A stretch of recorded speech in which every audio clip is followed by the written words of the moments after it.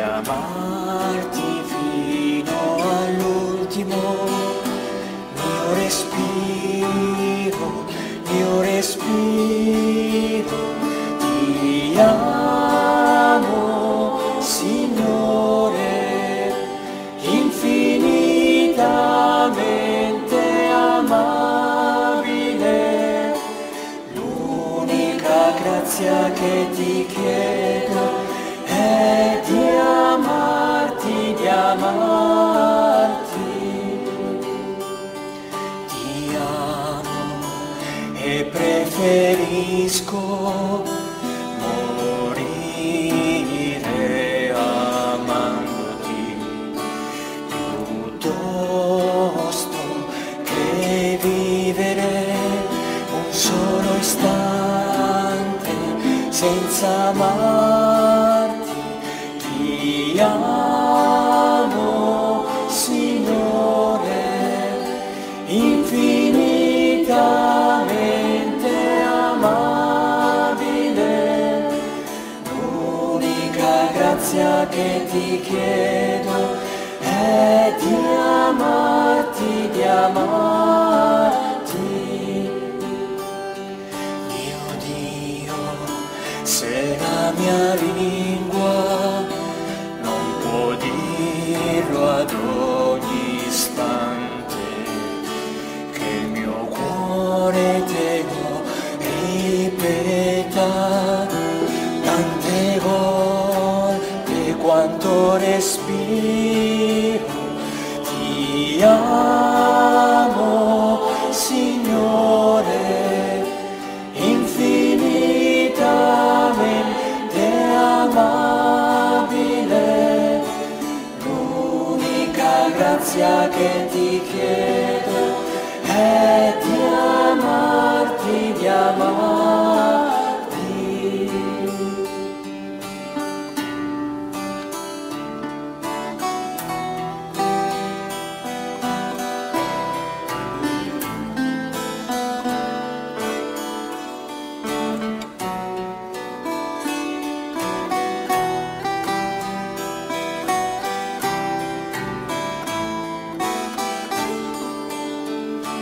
Ti amo, Signore, infinitamente amabile. L'unica grazia che ti chiedo è di amarti, di amarti. Ti amo, Signore, infinitamente amabile. L'unica grazia che ti chiedo è di amarti, di amarti. Ti amo, mio Salvatore, crocifisso per me, e mi tieni qua giù, crocifisso con te. Ti amo, Signore, infinitamente amabile. L'unica grazia che ti chiedo è di amarti, di amarti.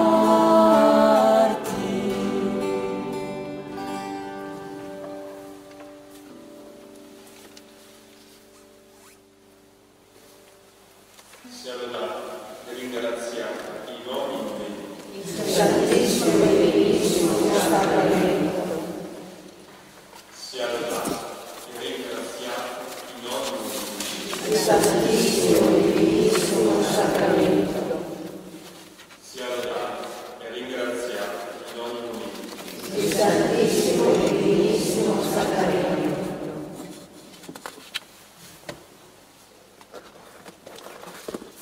Preghiamo con la preghiera di San Francesco Savere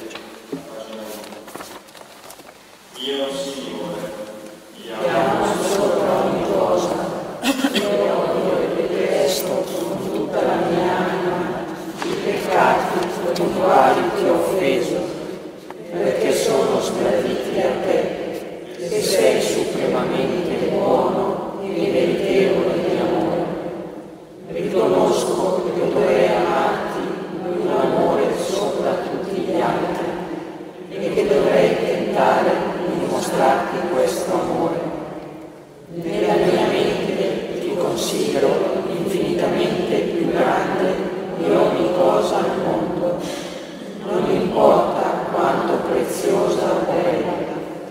Dunque mi risolvo fermamente a non acconsentire mai a offenderti o a fare qualsiasi cosa che possa dispiacere alla tua volontà sovrana ed espormi al pericolo di allontanarmi dalla tua divina grazia, nella quale sono pienamente deciso a perseverare fino all'ultimo respiro. Amen.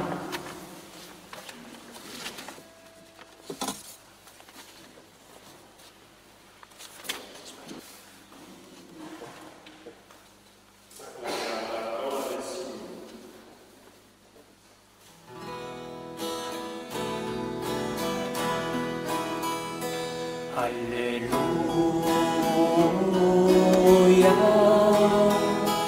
alleluia,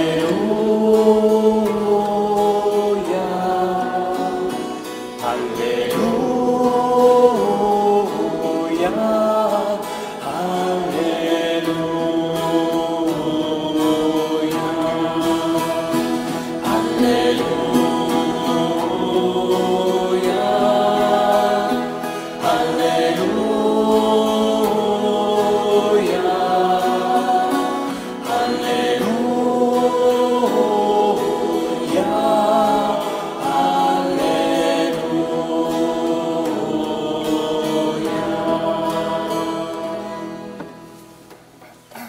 Il Signore sia con voi. Dal Vangelo secondo Luca.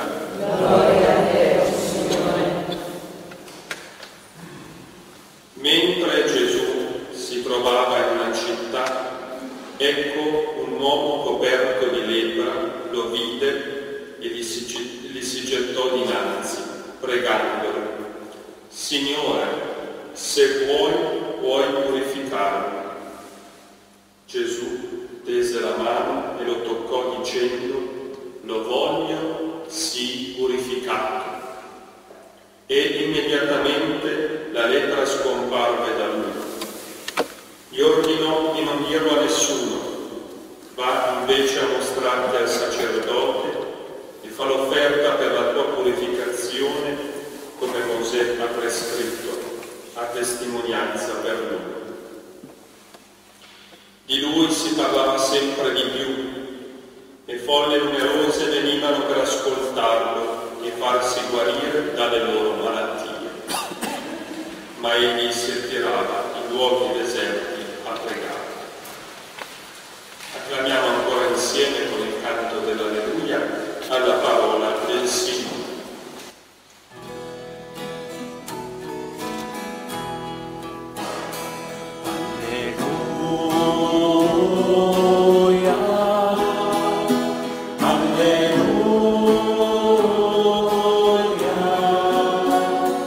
alleluia.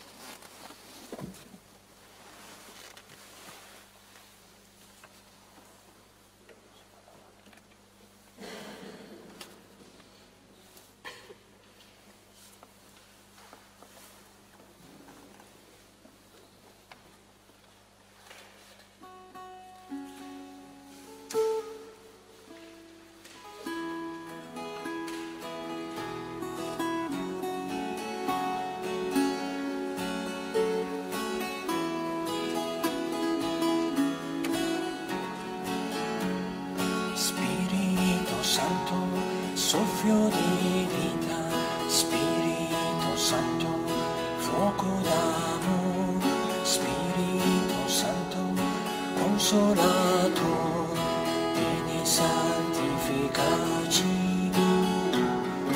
Vieni, o Spirito, nei nostri cuori, vieni, o Spirito, e visitaci.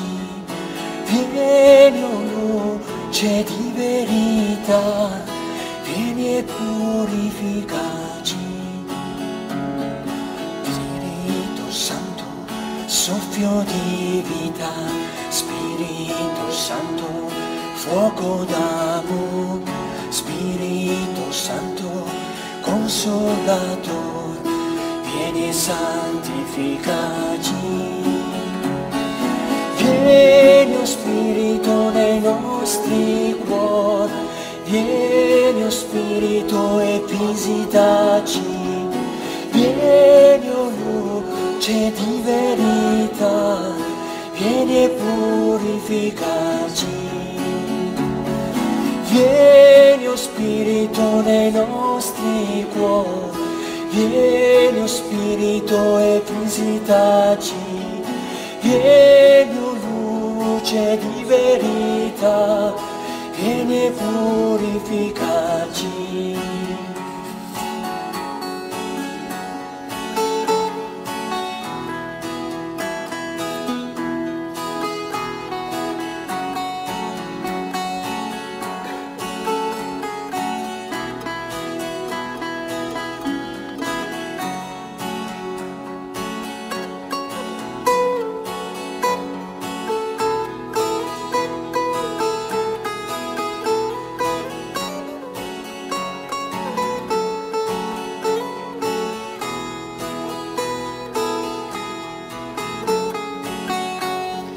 Vieni, o Spirito, ai nostri cuori, vieni, o Spirito, e visitaci.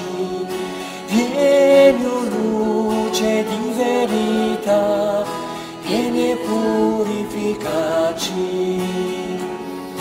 Vieni, o Spirito, nei nostri cuori, vieni, o Spirito, e visitaci.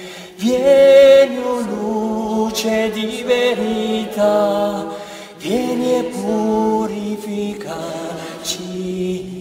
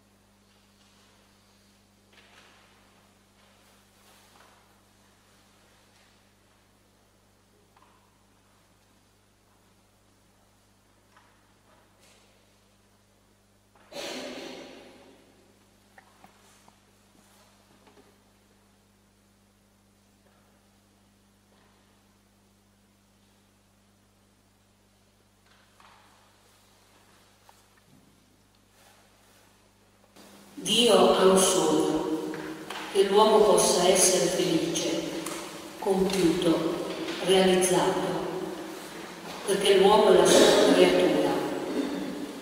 Sant'Ireneo di Lione ha formulato una frase diventata celebre e molto citata: la gloria di Dio è l'uomo vivente. La felicità di Dio è l'uomo vivente, l'uomo felice, l'uomo in pienezza. Gesù è venuto nel mondo perché il sogno del Padre potesse compiersi.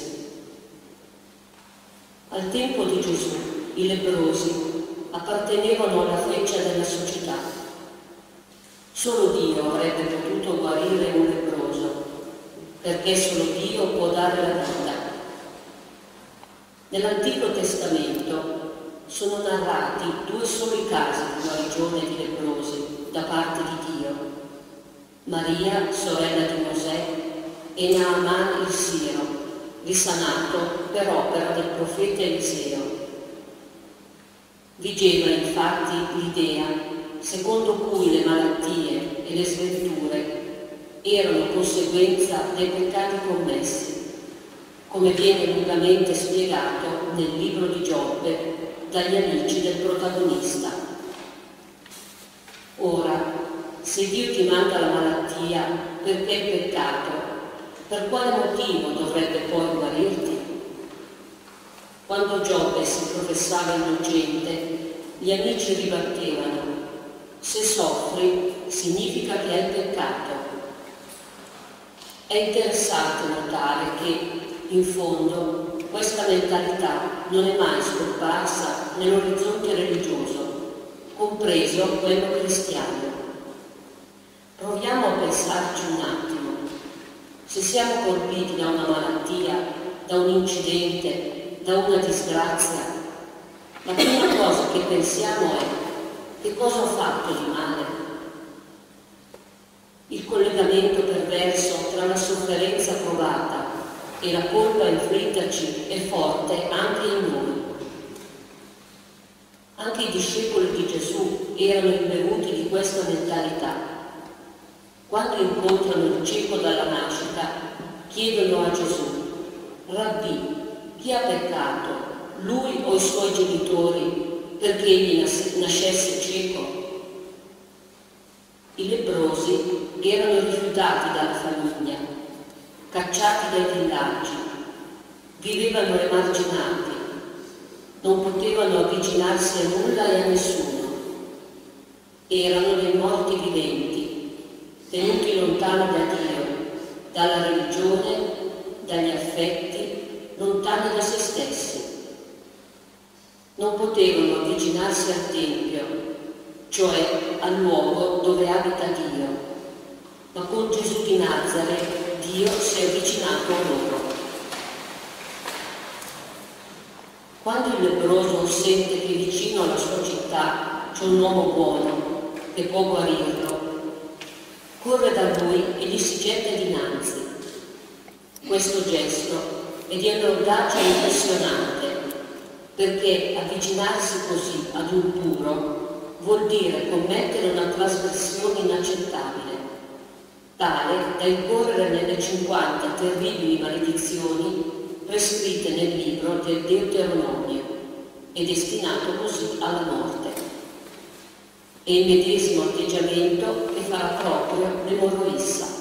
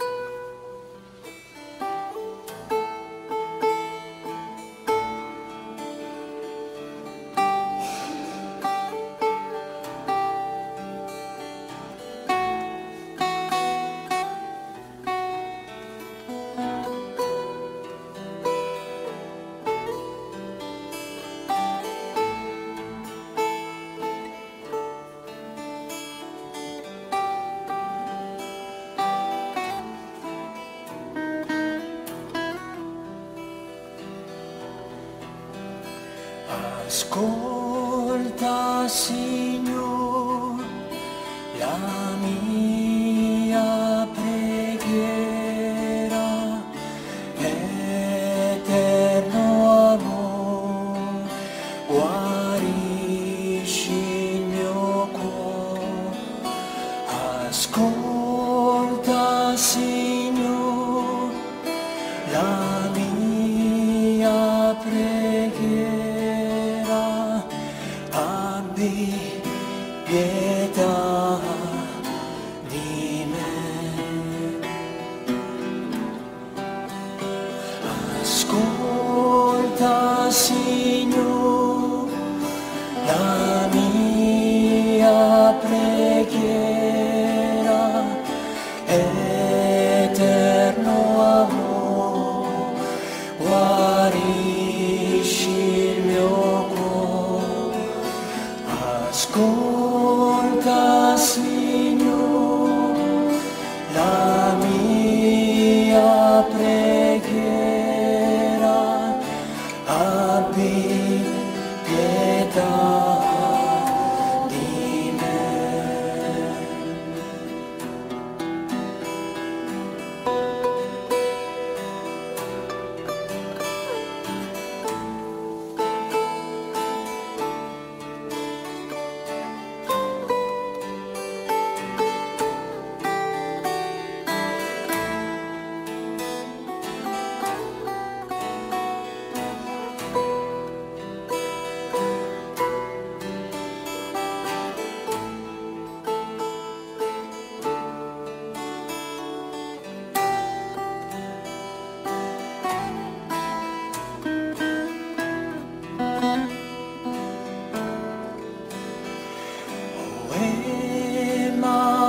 Emanuele, agnello del cielo, eterno amore, guarisci il mio cuore.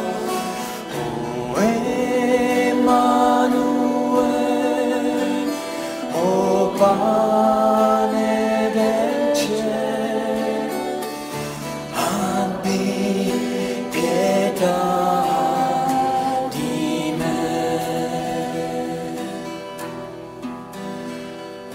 O Emanuele,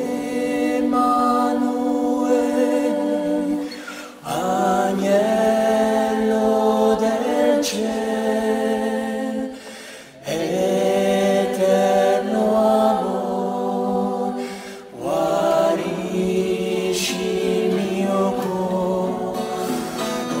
O Emanuele, o pane del cielo, abbi pietà di me.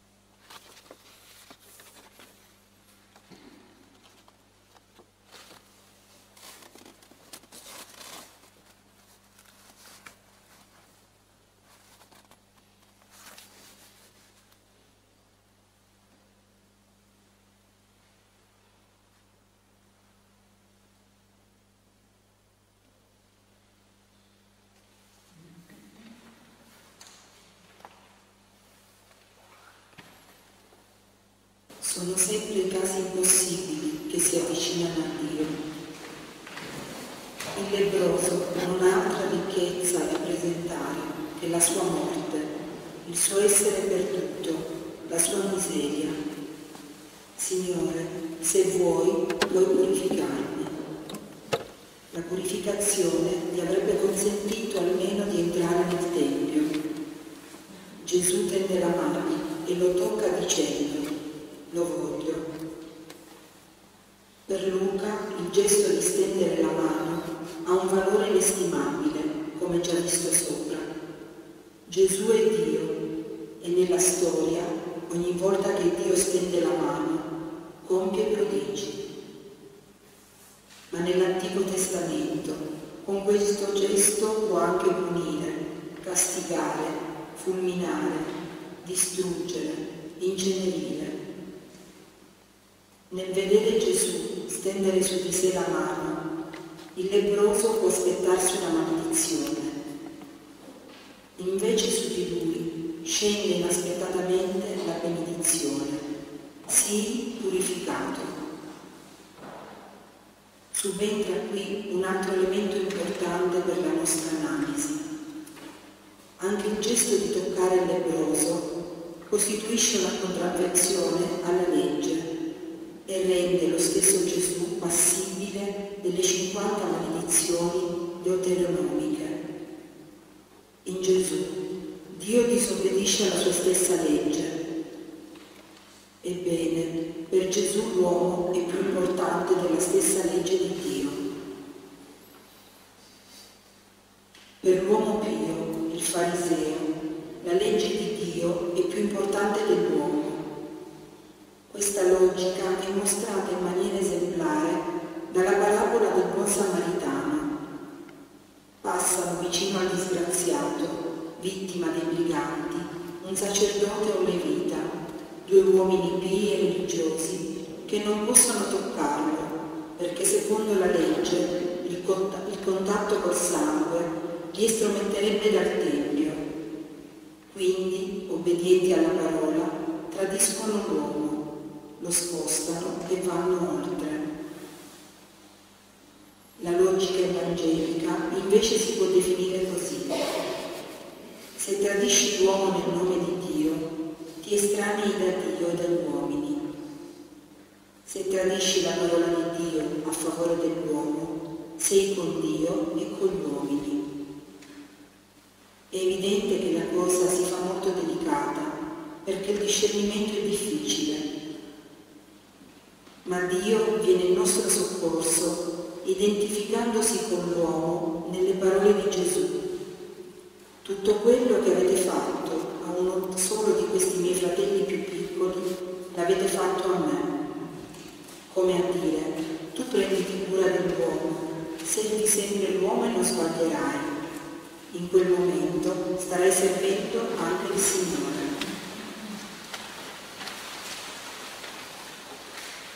Nel passo parallelo del Vangelo di Marco viene sottolineato un aspetto importante che Luca tace. Dopo che il lebbroso è stato sanato con il tocco di Gesù, Marco scrive che Gesù non poteva più entrare pubblicamente in una città, ma rimaneva fuori, in luoghi deserti. Del lebbroso invece dice: quello si allontanò e si mise a proclamare e a divulgare il fatto. È avvenuta un'inversione dei ruoli. Dopo il tocco proibito, il lebbroso si è fatto missionario, proclamando a tutti l'accaduto, la buona notizia, e Gesù è divenuto lebbroso, costretto a stare fuori, in luoghi deserti. Si realizza il canto del servo sofferente di Isaia. Si è caricato delle nostre sofferenze, si è addossato ai nostri dolori. E la compassione, prendere su di sé il male dell'altro.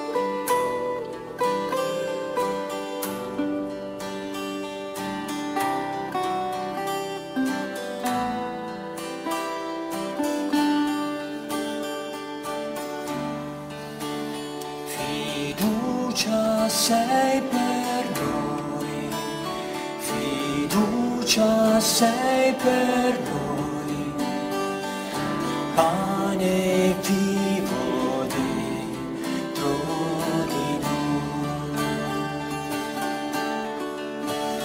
Fiducia sei per noi, fiducia sei per noi, perché sei vivo dentro di noi.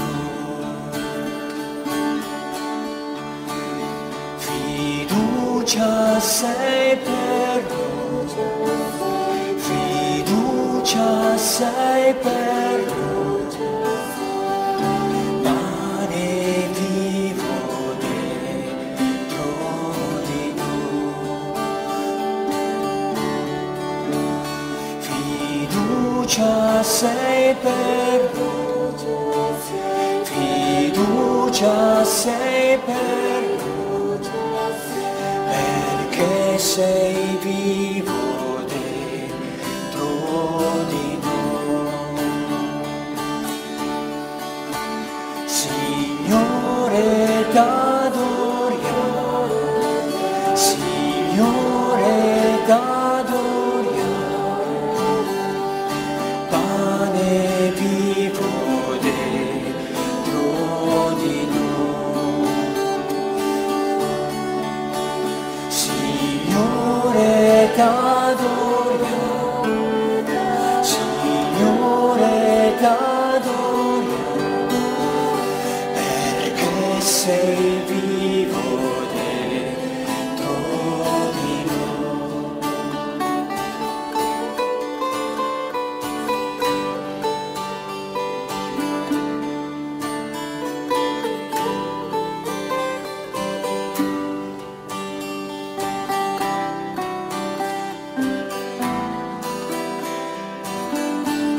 Alleluia.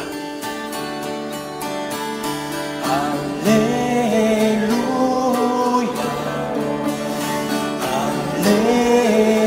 Alleluia.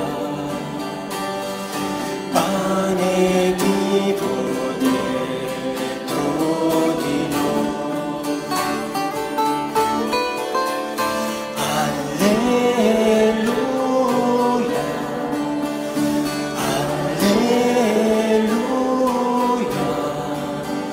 Gesù sei vivo dentro di noi. Alleluia, alleluia, alleluia, Gesù sei vivo dentro di noi. Fiducia sei per noi, fiducia sei per noi, pane vivo dentro di noi.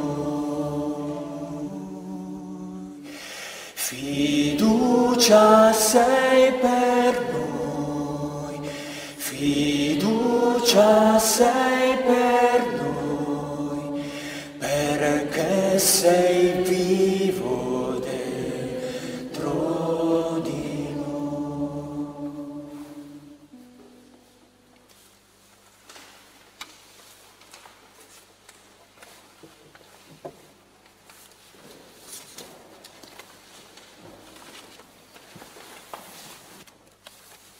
Gesù porta sulla croce la nostra lebbra metafora del male che ci abita. Come abbiamo visto, la lebbra teneva il lebbroso fuori dal rapporto con Dio, con gli uomini, con se stesso, rappresentando quindi ciò che rovina le nostre relazioni. Poiché viviamo di relazioni, ogni volta che abbiamo relazioni ferite con Dio, con gli altri, ma soprattutto con noi stessi, siamo lebbrosi. Ed è da questo che Dio ci salva. Gesù non vuole l'uomo ferito, perciò lo guarisce, perché la possibilità di vivere relazioni sane è ciò che ci fa simili, che ci fa figli simili al Padre, a Dio stesso che è relazione. Siamo stati infatti creati ad immagine e somiglianza di questo Dio, per cui Gesù ci ridona la piena immagine di Dio, offesa dal nostro relazionarci malato. La lebbra è ciò che ci rende, in qualche modo, separati da Dio, dagli altri, da noi stessi. Il separatore per eccellenza è il demonio.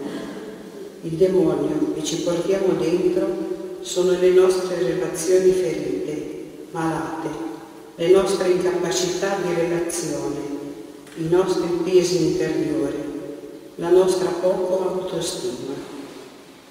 Gesù entra nel sepolcro per tirarne fuori l'uomo, conosce la morte per ridarci la vita, viene ferito per guarire le nostre ferite. Questo è l'amore. L'amore salva dal di dentro. Dio assume tutto ciò che di maligno è nell'uomo per guarirlo e lo assume in maniera definitiva, prendendo il male su di sé, portandolo sulla croce e guarendolo. Ha ristabilito l'unione tra Dio e l'uomo. San Gregorio Nazianzeno diceva: ciò che non è stato assunto non è stato salvato, ma ciò che è congiunto con Dio, ciò è anche redento. Perciò Gesù ha assunto tutto di noi per redimere tutto, per guarire ogni male. L'azione straordinaria compiuta dal lebbroso è stata accogliere semplicemente l'amore. Si è messo a terra e ha detto: Signore, io sono questo, mi permetto di guarirmi. Per Dio non ci sono uomini impuri. Non si deve chiamare profano o impuro nessun uomo, ma solo creature bisognose di essere recuperate. Quest'uomo non aveva nulla di speciale da vantare. Con Gesù le cade la categoria del merito ed è bene ripeterci la domanda: l'amore, la grazia, la benevolenza di Dio nei nostri confronti è questione di premio o di regalo? Il premio viene dato in base a un merito, il regalo è un dono al di là dei meriti. Dalla risposta a questa domanda ci giochiamo tutto. L'ultimo gesto di Gesù nei confronti del lebbroso purificato è l'invio. Va, gli chiede di collaborare a distruggere la falsa immagine di Dio che la religione ufficiale ha contribuito a costruire. Sono state le leggi degli uomini a dividere gli uomini tra puri e impuri. Dio non può discriminare. Noi tendiamo a dividere il mondo tra buoni e cattivi, credenti e non credenti, santi e maledetti.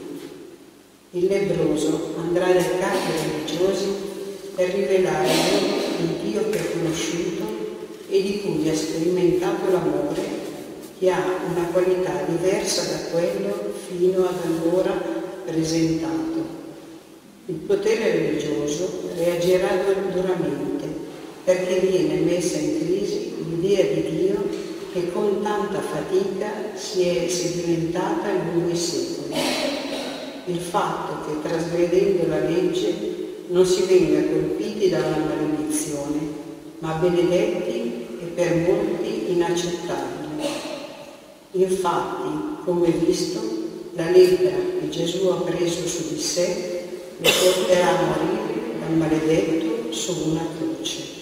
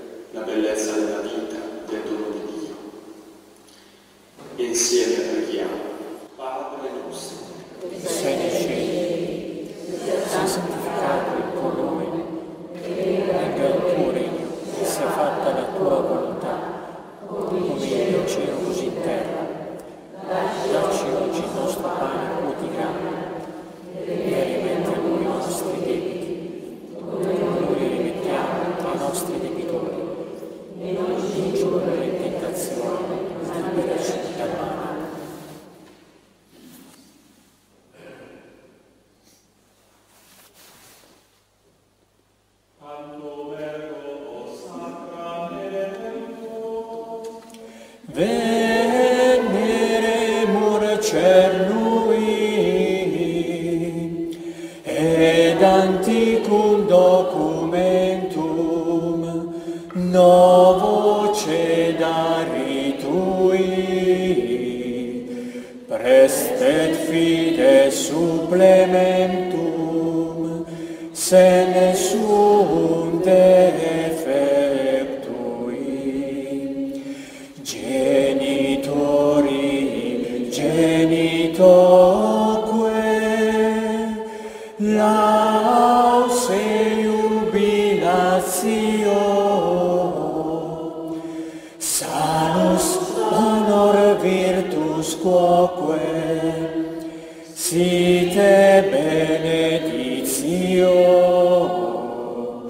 procedenti ab utroque, comparsi laudatio. Amen.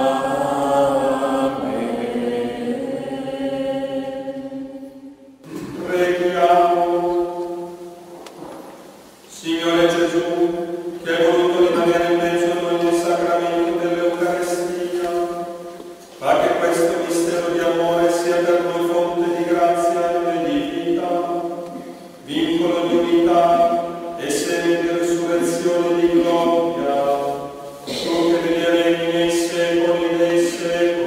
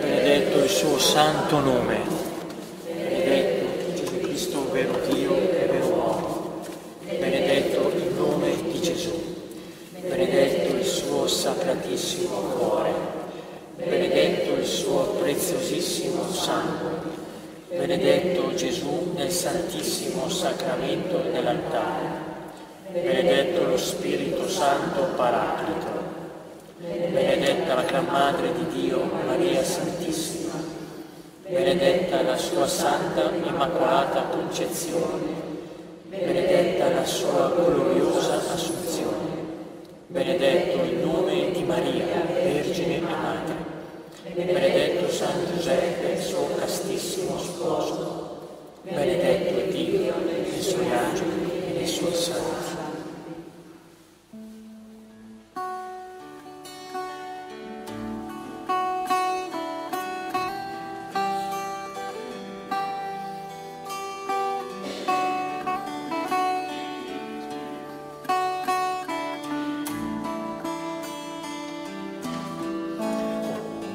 Christe,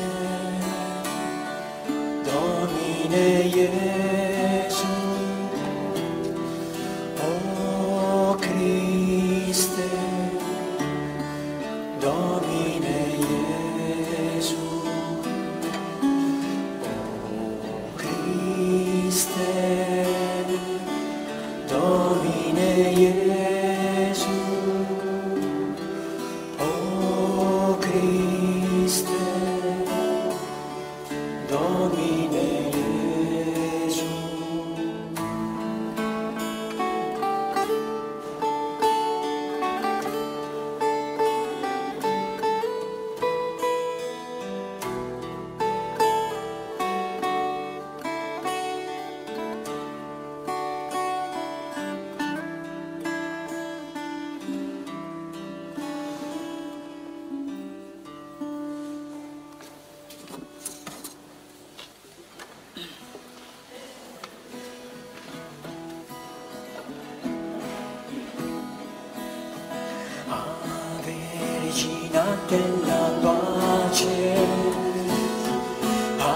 Ave Madre dell'amore, Ave Regina della pace, Ave Madre dell'amore, Ave, Ave, Ave Maria, Ave, Ave,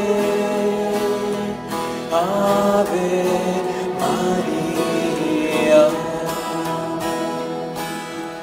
O Regina del Rosario, con il cuor ti ringraziamo, tienici sempre tu per mano, guidaci verso la salvezza. O Regina dell'amore, grazie per le tue parole, fai che sempre le ascoltiamo e con gioia le viviamo. Ave Regina della pace, Ave Madre dell'amore, Ave Regina della pace, Ave Madre dell'amore, Ave, Ave, Ave Maria, Ave, Ave, Ave Maria.